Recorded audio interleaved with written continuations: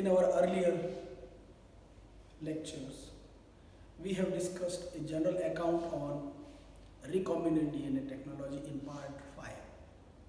Today, we will discuss in detail about the recombinant DNA technology, the different techniques in the recombinant DNA technology.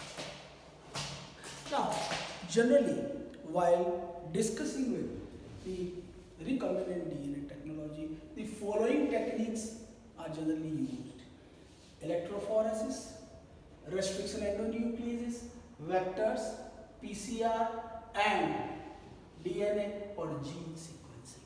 Today, we will discuss in detail about the electrophoresis.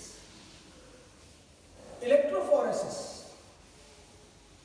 क्या है? Electrophoresis वह technique है जिससे in a mixture of solutions where a number of molecules of different molecular weights are present, to separate these molecules of different molecular weight under electric current. In electric current, the different component of a solution with a different molecular weight will be separated based on their molecular weight in a current, in an electric current. Okay, this is the electrophoresis technique. There are 2-3 types of electrophoresis generally we use in recombinant DNA technology. Number 1, the types of electrophoresis. Types. First is SDS PAGE, sodium dodecyl sulfate polyacrylamide gel electrophoresis. Sodium dodecyl sulfate polyacrylamide gel electrophoresis. That is the page.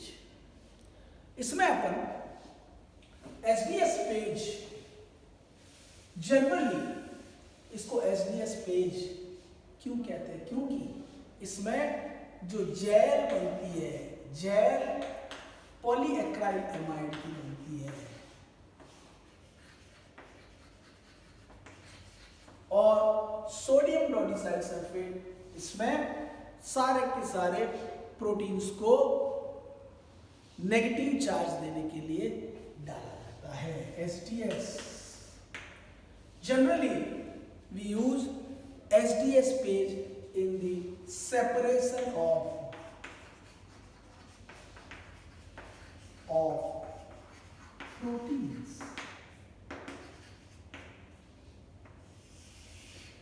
of different molecular weight. SDS page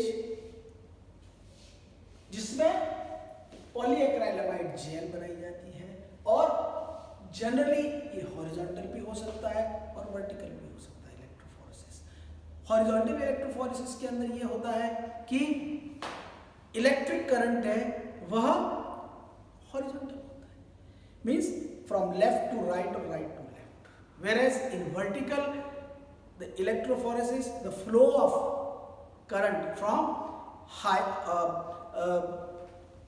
ऊपर से नीचे की तरफ, इस jail vertical direction में रहती है और हॉरिजॉन्टल में जेल ऐसे पड़ी रहती है.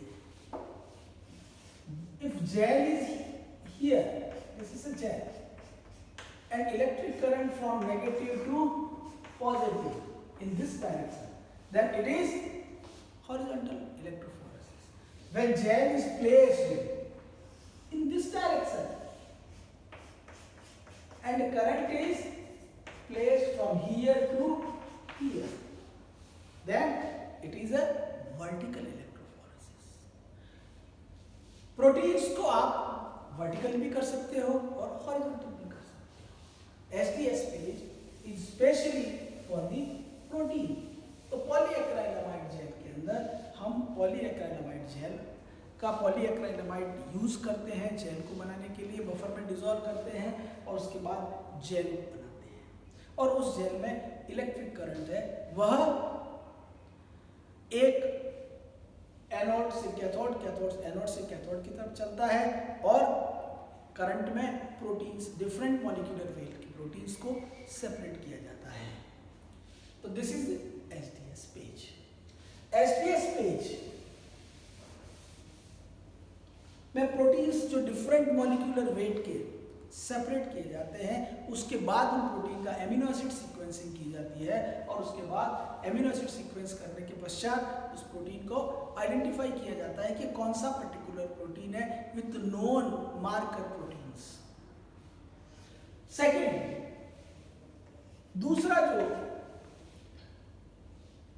इलेक्ट्रोफोरेसिस है that is agarose gel electrophoresis.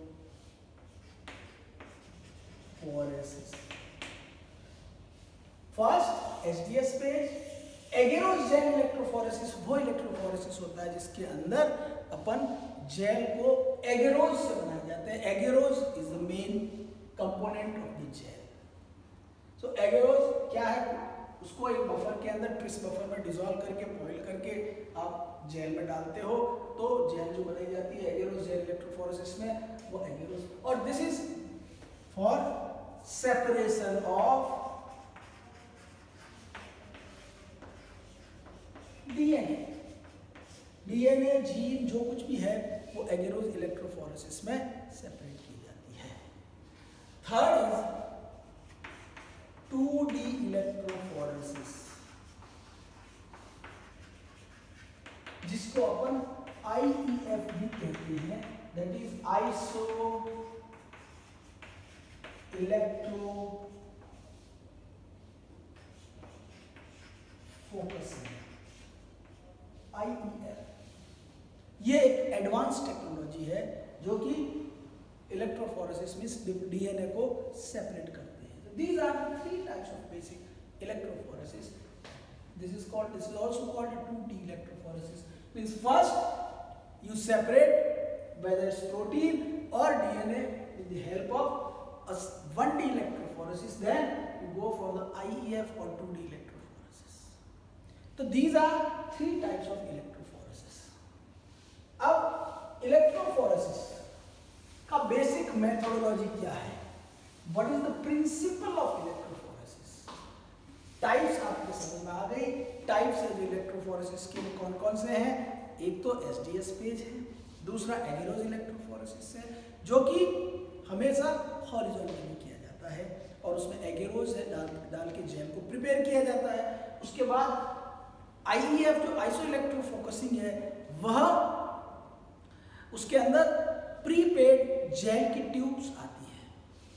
अब बेसिकली इलेक्ट्रोफोरेसिस में क्या होता है कि इसके प्रोसेसर्स में क्या प्रोसेसर है इलेक्ट्रोफोरेसिस का? इस प्रोसेसर में क्या है? There is one gel caster.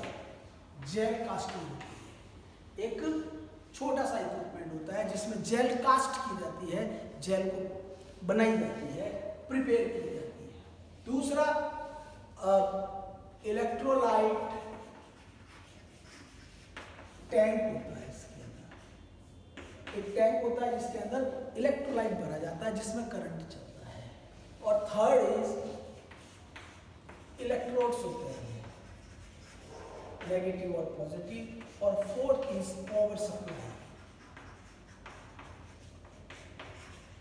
Generally अपन चाहे डीएनए है चाहे प्रोटीन को सेपरेट करने के लिए अपन 50 वोल्ट से लेके 100 वोल्ट तक इलेक्ट्रिक करंट पास करते हैं। किसमें? जेल के अंदर। अब इसमें if we start the real processor, then first of all you have to pick in recombinant DNA technology we use agarose gel. So I will discuss in detail about the agarose electrophoresis for separation of DNA of different molecular weight or different weight. So first of all, you take a beaker. In a beaker, you add the tris buffer, TAE buffer. TAE buffer डाल के इसके अंदर 0.8% agarose डाल देते हैं. We have to boil it. इसको boil करते हैं. बॉईल करने के बाद इसके अंदर आप ETBR डालते हैं, इथीडियम ब्रोमाइड.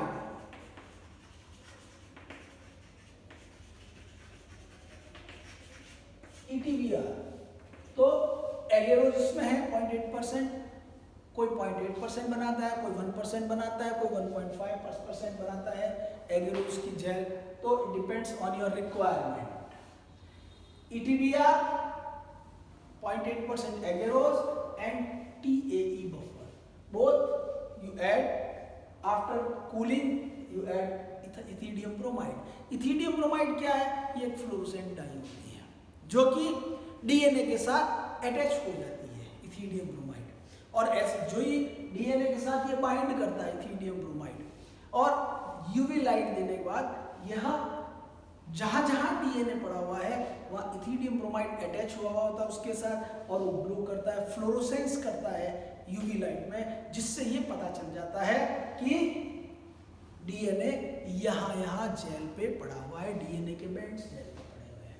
तो in the process first you take the TAE buffer, then you add 0.8% agarose, boil it after lower temperature. In the lower temperature और कुछ ठंडा होने के बाद ETBR डालते हैं.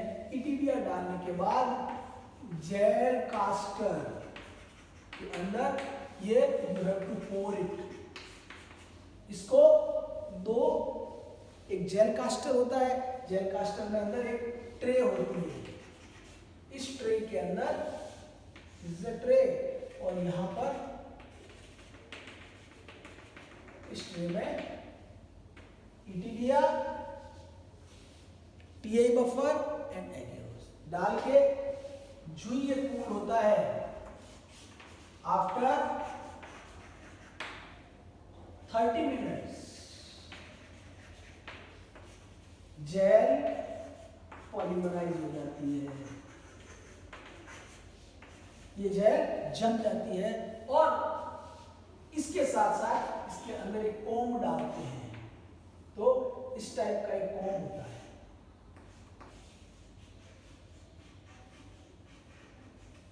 ये अंदर डाल देते हैं इस ट्रे के अंदर.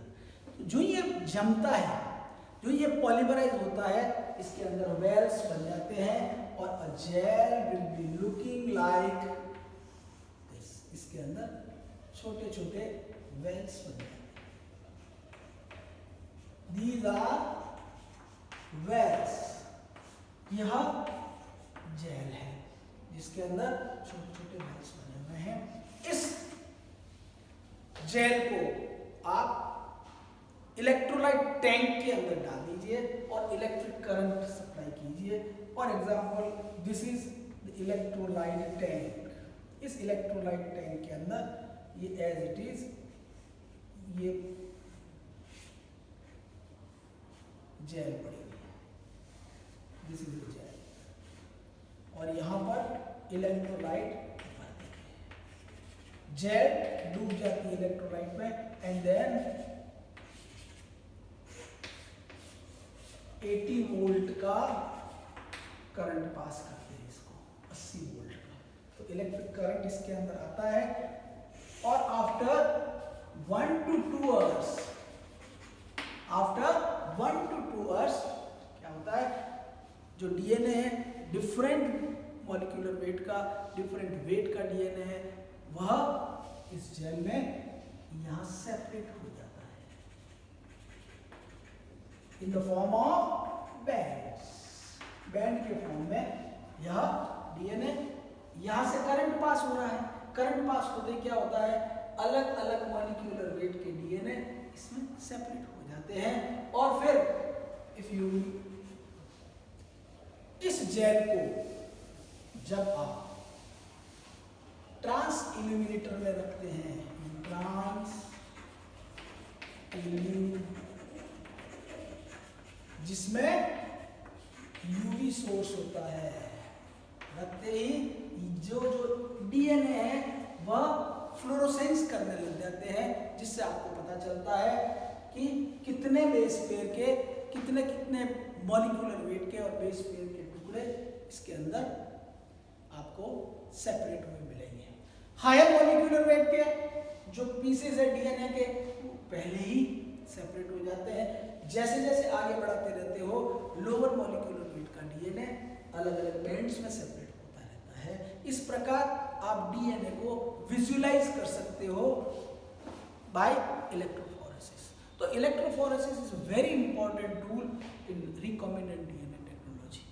After every step you have to do electrophoresis to visualize the DNA on agarose gel electrophoresis. So this is a main procedure of electrophoresis. Thank you very much.